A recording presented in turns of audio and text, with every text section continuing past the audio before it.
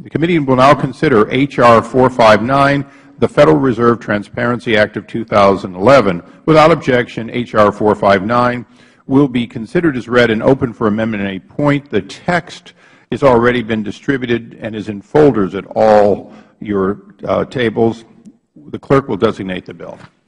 H.R. 459, a bill to require a full audit of the Board of Governors of the Federal Reserve System and the Federal Reserve Banks by the Comptroller General of the United States before the end of 2012 and for other purposes. I have an amendment in the nature of a substitute which has been distributed. Without objection, the amendment will be considered read and original text for purposes of amendment. I now recognize myself for an opening statement. H.R. 459, the Federal Reserve Transparency Act, directs the General Accountability Office to conduct a full audit of the Federal Reserve. The Dodd-Frank legislation mandated a GAO audit of the Fed, but that audit issued by the GAO in July 2011 focused solely on certain issues concerning emergency credit facilities.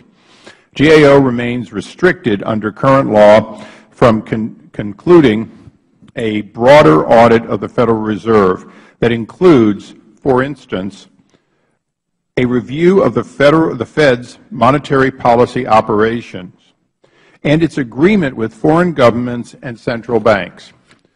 Under this bill, the GAO has an investigative arm of Congress, a nonpartisan investigative arm of Congress, is allowed to conduct an audit that reviews all of the transactions and is required to report the findings of such an audit to Congress. While Congress should not and will not manage the Fed's or the details of monetary policy, it needs to understand, at least in retrospect, how the Fed does its work and whether or not it is in fact in the best interest of the American people. The Fed was created by Congress to be independent of influence of the U.S. Treasury. The Fed remains ultimately responsible to the American people and its elected representatives. Over the last several years, the relationship between Treasury and the Fed has undeniably become nearly lockstep. In particular, it is particularly appropriate that we consider the legislation at this time. In recent years, the Fed's extraordinary interventions have led some to call into question its independence. I hope we can all agree that we do not need a second Treasury Department. We need a responsible and independent central bank. H.R. 459 has strong bipartisan support with 253 co-sponsors, including many members of this committee on both sides of the aisle. My amendment in the nature of a substitute simply modifies the due date of the audit to give the GAO a full calendar year to conduct its work. I urge members to approve H.R. 459 as amended. I now recognize the ranking member for his opening statement. Thank you very much, Mr. Chairman. H.R. 459 requires a full audit of the Board of Governors of the Federal Reserve System and the Federal Reserve Banks by the Comptroller General. I certainly support the aim of this legislation, but I am concerned that the impact would be to make far-reaching and unprecedented changes to the very nature of the Federal Reserve by limiting the independence that has for decades been the cornerstone of that institution.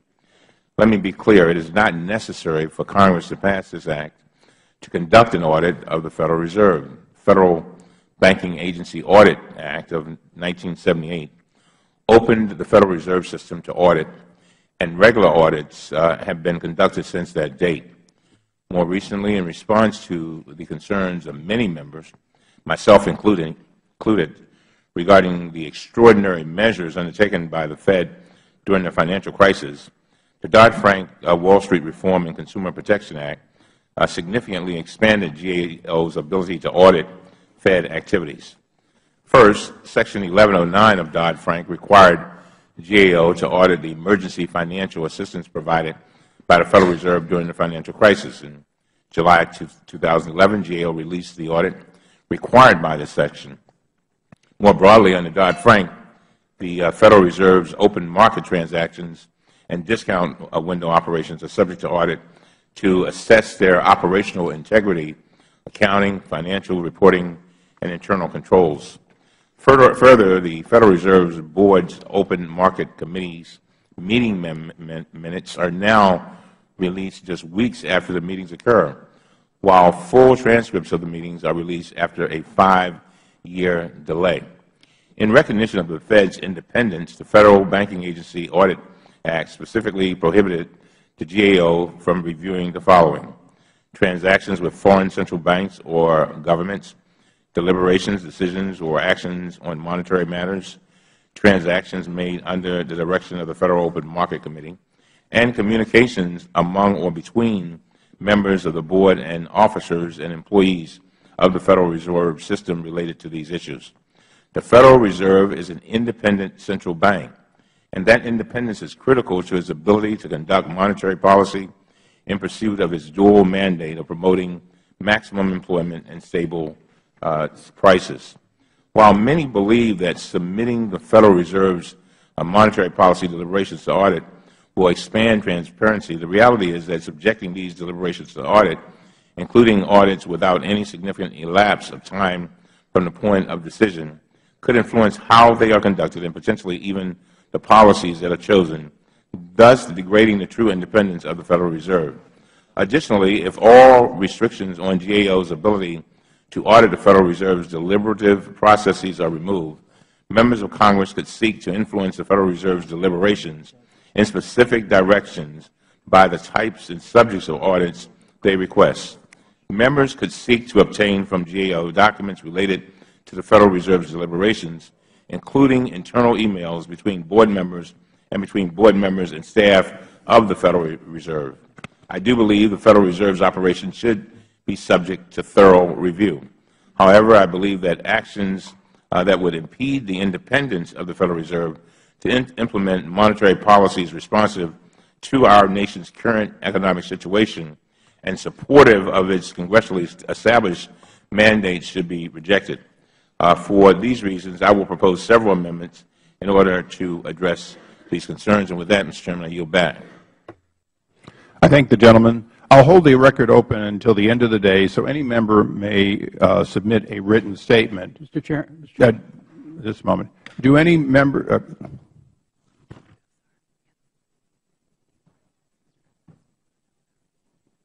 I apologize. I'm going to recognize the subcommittee, one member from each side. I would now recognize Mr. Gosar of Arizona.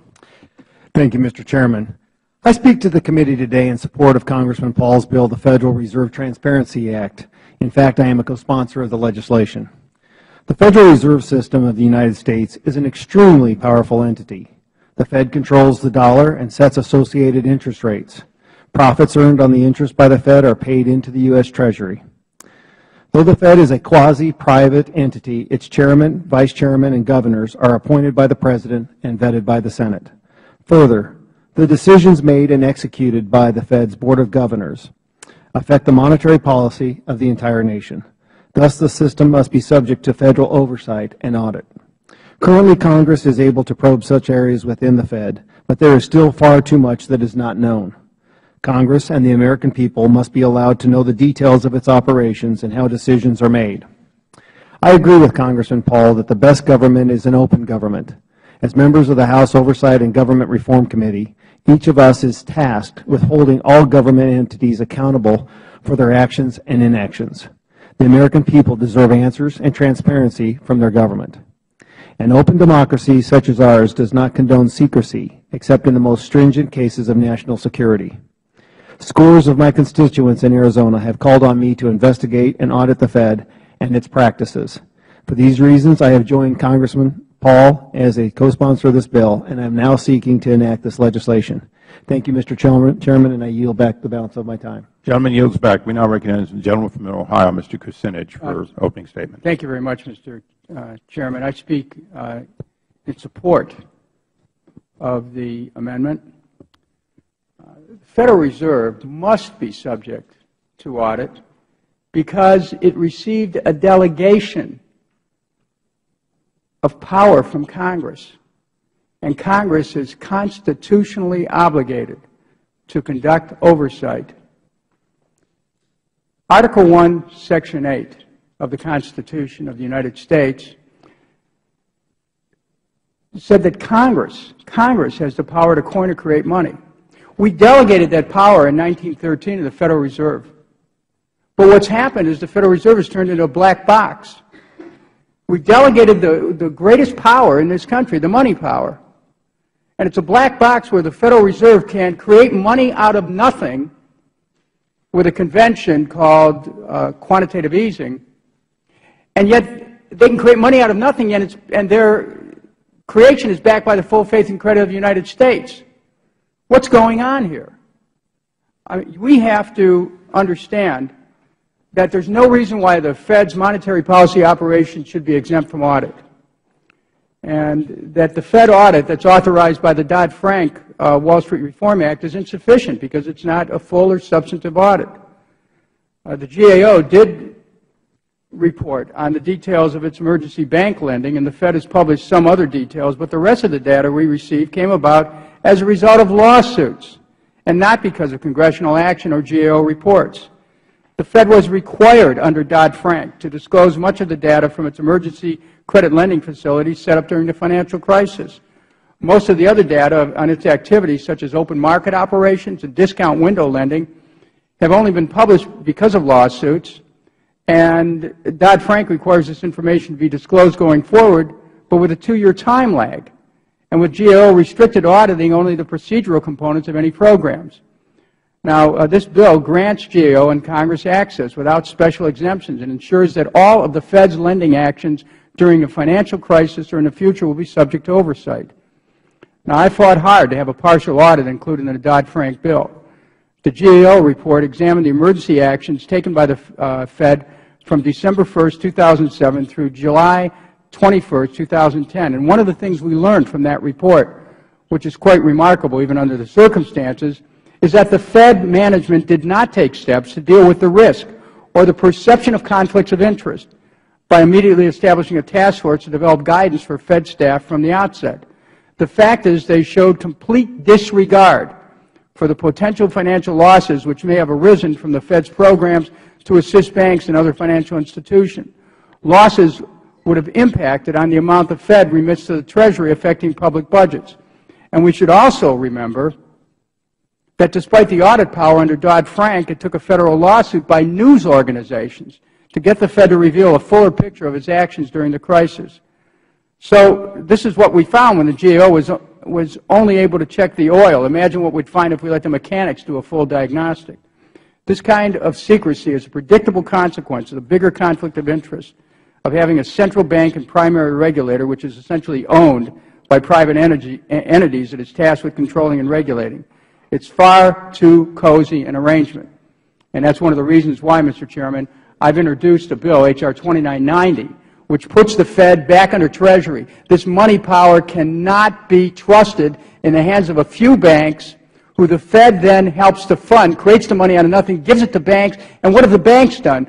Check your districts out. See how businesses are starving on the vine because they can't get capital.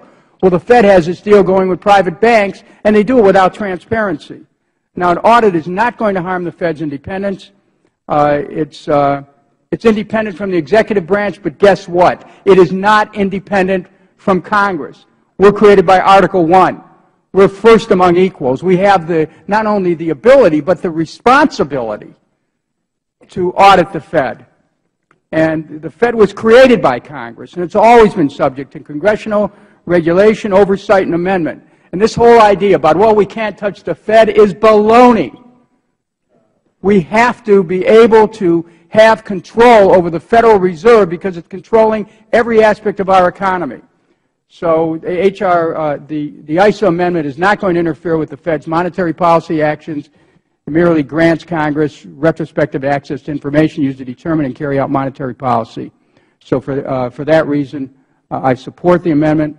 I urge my colleagues on both sides of the aisle to support the amendment. There is no reason why there should be a partisan divide over what is essentially a congressional function that the Founders saw fit to reserve to the Congress itself. Thank you. I yield back. I thank the gentleman. Does anyone else seek recognition? The gentleman from Utah, Mr. Chaffetz, is recognized for 5 minutes. Thank you, Mr. Chairman. I move to strike the last word in support of The gentleman is recognized. in support of H.R. 459. I appreciate the work of Dr. Ron Paul and his passion and tenacity in pursuing this. Openness and transparency should be the hallmark of our government. It is very difficult to see what is happening in there. This is just good common sense. It's very bipartisan. I believe last time in the last Congress there were more than 300 co-sponsors of that bill, including Barney Frank and other notables on both sides of the aisle. I thought Speaker Pelosi should have brought it up then. I'm proud of the fact that we're actually going to pass this out of committee, I hope, today, and that would urge a consideration by the Speaker to bring it to the floor. I hope that will happen in July. But this is just good common sense government. It's openness, it's transparency, more information, and the power of more people should be the hallmark of our nation. And again, I rise in support of this and appreciate the work of Ron Paul on this issue. Yield back. I thank the gentleman. For what purpose does the gentleman from Massachusetts seek recognition? Just to speak Strike on the last word. The gentleman is recognized for 5 minutes. Thank you, Mr. Chairman. I must say that I'm always concerned when Representative Ice and Representative Kucinich agree on something. Usually throws up some red flags for me. But yield? No, I will not yield. The gentleman has had ample time to speak on this, but I don't condemn either party for their agreement. I think it lies in the substance of the bill. I do agree, especially with the experience that we have had in this crisis, with the extraordinary action by the Fed on many levels in dealing with this, that it requires us to demand greater transparency. I commend the Chairman on his co-sponsorship, and I commend my colleague and friend, Mr. Kucinich, for actually supporting a measure of responsible nature such as this. And so I do indeed join them in endorsing this bill and recommending its passage. And I yield back to the gentleman from Ohio. I want to thank Mr. Lynch for his sensitivity on this, because when this country was facing the financial crisis, you raised a lot of issues with respect to defending the middle-class interests and helping keep people in their homes. And one of the concerns that I've had is that the Fed knew fully well what was going on with the meltdown in the economy. They played footsie with these same interests that sank and annihilated the interests of the American people. And so this particular bill, well, you are correct, Mr. Lynch, in observing that it is unusual that Mr. Issa and I should be working together on something. I say that sets a wonderful precedent, and may this be the beginning of an even better relationship. Thank you. I yield back. Would the gentleman further yield? I will yield. I think the gentleman from Ohio forgets that for a number of years, as we worked first as my subcommittee and then his subcommittee, we actually have had a lot of areas we agreed on. And one of the most important ones, I think, has always been transparency in government. And, I think where we agree is that the Fed is government and ultimately needs transparency. I thank the gentleman for yielding. Would the gentleman just yield back so I could respond? I want to thank the Chair. At the danger of getting too schmaltzy, I'll continue to yield. There's never a danger of that in this place. Thank you, Mr. Chairman. I yield back. Thank you. The gentleman yields back. Does anyone else seek recognition? Seeing no one else, does anyone offer? Oh, slow but sure. The gentleman from Michigan is recognized for 5 minutes. Strike the last word. Thank you, Mr. Chairman. I'm proud to be a co-sponsor of this important legislation, and I'd like to quote my colleague and good friend, Dr. Ron Paul, who's worked so tirelessly on this issue for so many years. Quote, "Congress must maintain oversight of the Fed and ensure the transparency of its credit facilities. The Federal Reserve System is the epitome of crony capitalism. It exemplifies the collusion between big government and big business to profit at the expense of taxpayers. I would hope that even supporters of the Fed would agree that as long as the Federal Reserve exists, it should be fully audited." End quote. And I quote again, "In his 1974 Nobel Prize address, the late Austrian economist Friedrich Hayek attacked the pretense of knowledge, the idea that policymakers have sufficient knowledge and power to shape society as they wish. Our political leaders failed to take Hayek's message to heart, as succeeding generations have continued to allow this intellectual arrogance to continue unabated. Congress has abdicated its oversight over these, quote, expert economists at the Federal Reserve to the detriment of the economic well-being of the American people, end quote. Mr. Chairman, our constituents would be shocked to know that, as Congressman Paul said, the Fed has more pronounced effect on the economy than any law Congress has ever passed. Congressional oversight of the Fed amounts to about 12 hours of hearings per year, and that's as far as it goes. Of those 12 hours, no more than 5 or 10 minutes goes to any one congressman, who has the opportunity to ask at most one question of Chairman Bernanke every 6 months. To claim that this is effective oversight is laughable. The Federal Reserve is a creature of Congress and should be treated as such, not as an organization exempt from congressional oversight. Again, Mr. Chairman, I thank you for bringing this bill forward. Our job as members of this committee is to ensure that government is transparent and held accountable to the American people. This is exactly what the Audit the Fed bill does. Thank you, and I yield back. Gentleman yields back. If no one else seeks recognition, we're open for amendment. Does any member wish to offer an amendment? The gentleman from Maryland is recognized. Thank you very much, Mr. Chairman. I have an amendment number 85 at the desk. The clerk will designate the amendment. Or read the amendment, I'm sorry. Amendment to the amendment in the nature of a substitute to H.R. 45. I ask unanimous consent to be considered as read. The gentleman is recognized. Thank you very much, Mr. Chairman. The amendment I am offering would ensure that the audit required by this bill does not intrude on the Federal Reserve's independence by amending the legislation to keep the deliberations conducted by the Federal Reserve's Board of Governors regarding monetary policy closed to review by GAO. Additionally, my amendment would ensure that discussions or communications among or between members of the Federal Reserve Board or between board members and officers and employees of the Federal Reserve System regarding monetary policy remain protected. As I said in my opening statement, the Federal Reserve's independence from political interference is central to its functioning. This independence is critical to ensuring that the Board of Governors can implement the monetary policy measures they determine to be most responsive to our nation's economic needs and most likely to fulfill the Federal Reserve's dual mandate of maximizing employment and stabilizing prices. Exercising their independence during the financial crisis, the Fed has been able to implement monetary policies that have been essential to strengthening and stabilizing our economy. As I said, I certainly support expanded transparency over the Federal Reserve's operations. For that reason, I supported the provisions in Dodd-Frank that ensured the Fed's extraordinary lending facilities were fully audited. I also supported the provisions in Dodd-Frank to enable GAO to audit open market transactions and other Fed transactions to ensure that risk is adequately managed and that appropriate financial controls are in place. And I supported expanded data disclosures required by Dodd-Frank. Under these requirements, certain information regarding discount window lending and open market operations is released on a 2-year delay.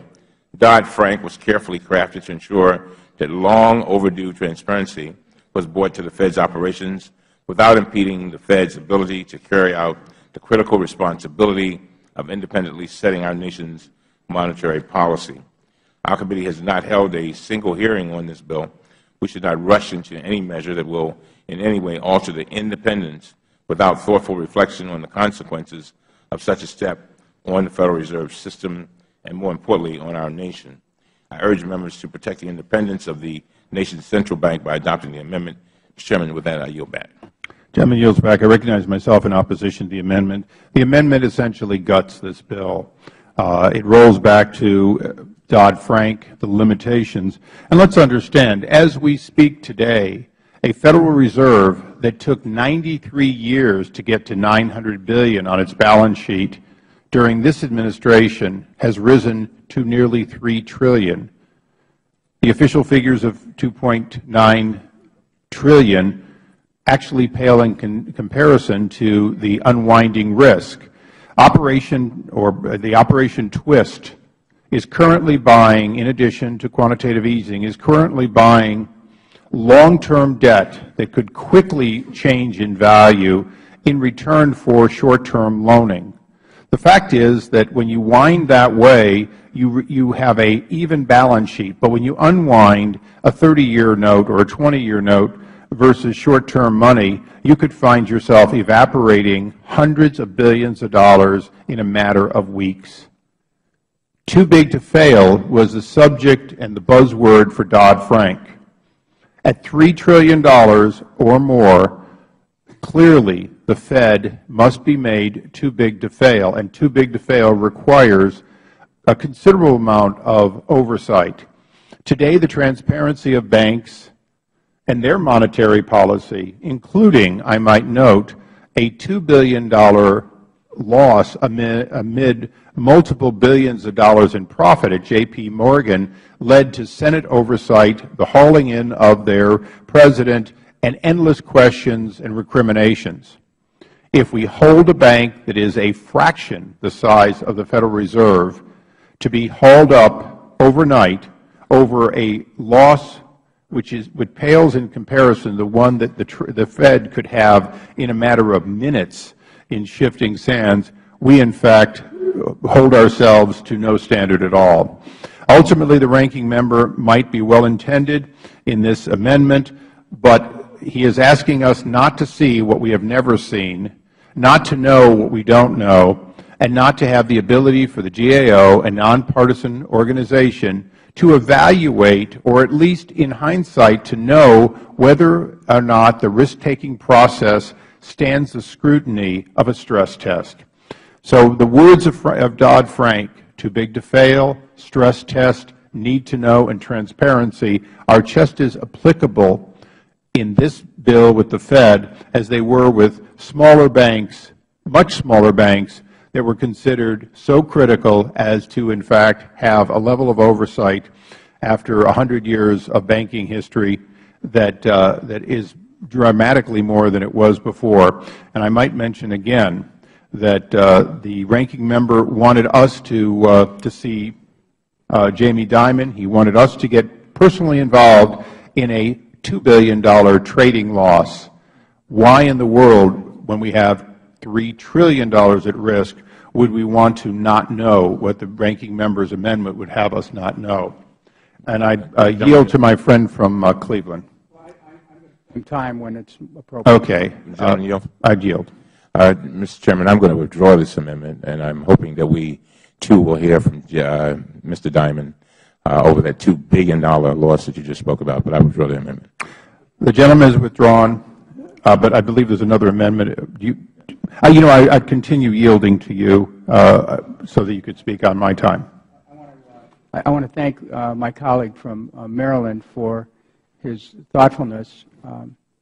Again, my concern is that this is innately a power under Article I that the Congress has to be able to create or coin money. We delegated that to the Federal Reserve in the 1913 Federal Reserve Act. We have a fundamental obligation here to the American people and the economy to be able to know how this Fed operates. And so I'm very grateful to Mr. Cummings for his thoughtfulness and giving us another opportunity to be heard. Thank you. I thank the gentleman. Does anyone else seek recognition on an amendment? Mr. Chairman, I have an amendment. The gentleman from Maryland. Number 84. The clerk will read amendment number 84. Amendment to the amendment in the nature of a substitute to H.R. 459 offered by Mr. Cummings of Maryland. That it be considered as read, Mr. Chairman. Without objection, so ordered. The gentleman is recognized to explain his amendment. Mr. Chairman, the amendment I'm offering would require GAO to perform an audit of the independent disclosure reviews currently being conducted by the Federal Reserve and the Office of the Comptroller of the Currency as part of their enforcement actions against more than a dozen supervised financial institutions. In April 2011, the Federal Reserve and other prudential regulators announced the results of their review of foreclosure processes and procedures at 14 mortgage servicers, which together comprise 2/3 of the mortgage servicing market. And through this review, which included examinations of a small sample of loan files, the regulators found, quote, unsafe and unsound practices and violations of applicable Federal and State law and requirements, end quote, at these banks. The review also concluded that these violations have had an adverse effect on the functioning of mortgage markets and have widespread consequences for the national housing market and borrowers. Acting on their findings, the Federal Reserve and the other regulators announced formal enforcement actions against the financial institutions that own or oversee the 14 mortgage servicing companies. The enforcement actions were intended to address a pattern of misconduct and negligence related to deficient practices in residential mortgage loan servicing and foreclosing processing. Under the enforcement action, each financial institution was required to retain an independent firm to conduct a review of residential foreclosure actions that were pending at any time from January 1, 2009 through December 31, 2010, to determine any financial injury to borrowers caused by errors, misrepresentations, or other deficiencies identified in the review, and to remediate as appropriate those deficiencies. Each financial institution also was required to establish a process under which borrowers who believe they may have been harmed by the servicer's actions can request an independent review of their loan histories. On May 31, 2012, fewer than 200,000 borrowers out of about 4.4 million who were eligible had requested an independent review of their foreclosure case, for a response rate of 4.4%. The deadline by which such reviews must be requested has been extended twice and is now set to end in September. I am deeply troubled by the low number of eligible borrowers who have requested reviews of their loan files. It is also unclear how the types and amounts of remediation are being determined or how borrowers are being evaluated to determine the type of remediation to which they are entitled. The amendment I am offering would require GAO to conduct a thorough audit of the process by which the Federal Reserve has overseen the review of borrowers' loan files. Specifically, my amendment would require GAO to examine the following: the guidance given by the Federal Reserve to independent consultants retained by the supervised financial institutions regarding the procedures to be followed in conducting the file reviews, the factors considered by independent consultants when evaluating loan files, the results obtained by independent consultants pursuant to their reviews, the determinations made by consultants regarding the nature and extent of financial injury, as well as the level and type of remediation offered to each homeowner, and the specific measures taken by the independent consultants to verify, confirm, rebut the assertions and representations made by supervised financial institutions regarding the contents of loan files and the extent of financial injury. I'm hopeful that this audit will bring greater transparency to this extraordinarily important process. This will enable us to ensure that these financial institutions are being held accountable, that the enforcement actions have identified every harmed borrower, and that borrowers have received fair compensation. With that, Mr. Chairman, I urge support of the amendment, and I yield back. I thank the gentleman. I recognize myself in support of the gentleman's amendment. Although much of the amendment is already underway, or the items asked for in the amendment are already underway, I believe that the gentleman and my interest and the work that we did up in Brooklyn at our field hearing shows that, in fact, it should be relatively easy for this information to be compiled and made available. Additionally, I believe it strongly shows bipartisan support for that kind of accountability, and I would urge my colleagues to support this as part of the transparency that I believe we all need. I yield to the gentleman from Ohio. I thank the gentleman, thank the Chair for supporting this. I certainly support it. I thank Mr. Cummings for his relentless defense of those who are trying to save their homes. And you know, there's a gap here. We don't know about the performance and the efforts that have been made. And we have to look at these files. So I appreciate the fact that Mr. Cummings had the foresight to include this in the bill. And also I want to go on record as thanking Representative Ron Paul for his work on a larger issue here with respect to the Federal Reserve. We wouldn't be at this moment except for his diligence, and I was proud to work with him in the early stages of this. So thank you very much, Mr. Chairman. I thank the gentleman, and without wanting to seem like we're continuing the love fest, I want to personally thank Mr. Kucinich. Long before many people on the dais were even here, we went to Cleveland together for a field hearing that you, in fact, were instrumental in. And it showed us the crisis before it happened, when it was beginning to happen in Ohio. And I'll never forget that you saw it coming in Cleveland before the world saw it happening all across America, and you've been a diligent fighter to try to prevent it, and then ultimately the work you've done to try to remediate. And I won't forget that as we continue to work together. Thank you, Mr. Chairman. Thank the gentleman. I yield back. If there's no further debate on the amendment, all those in favor say aye. Aye. Aye. Any opposed? In the opinion of the Chair, the ayes have it. The ayes have it. The amendment is agreed to. Are there any further amendments? Seeing none, all those in favor of passing the bill as amended, if there are no further discussion, the question is on the amendment in the nature of a substitute. All those in favor say aye. Aye. Any opposed? No. In the opinion of the Chair, the ayes have it. The ayes have it. The amendment is agreed to. I now move that the Committee on Oversight and Government Reform report the bill H.R. 459 to the House with the recommendation that it do pass as amended. All those in favor say aye. Aye. Any opposed? No. In the opinion of the Chair, the ayes have it. The ayes have it. The motion is agreed to.